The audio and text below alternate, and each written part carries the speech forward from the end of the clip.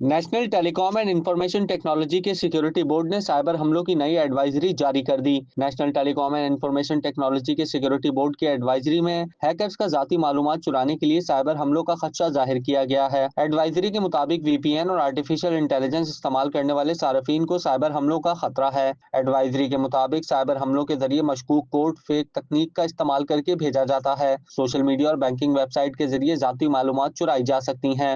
Advisory में 16 applications को वक्ती तौर पर इस्तेमाल न करने की सिफारिश की गई। इन एप्लीकेशंस की जगह मतबादिल एप्लीकेशंस के इस्तेमाल की सिफारिश की गई है। एडवाइजरी में सिफारिश की गई कि महफूज एप्लीकेशन और वेबसाइट्स इस्तेमाल की जाएं।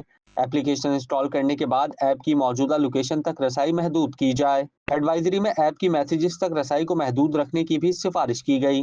रोजाना की बुनियाद पर ऐप्स अपडेट और लाइसेंस याफ्ता एंटीवायरस इंस्टॉल करने की सिफारिश की गई है। क्या आप कारोबार की तशहीर चाहते हैं या सोशल मीडिया प्लेटफॉर्म मैनेज कराना चाहते हैं? तो देर कैसी, अभी राब्ता करें ओनली न्यूज की टीम से। हमारा कॉन्टेक्ट नंबर आपकी स्क्रीन पर है।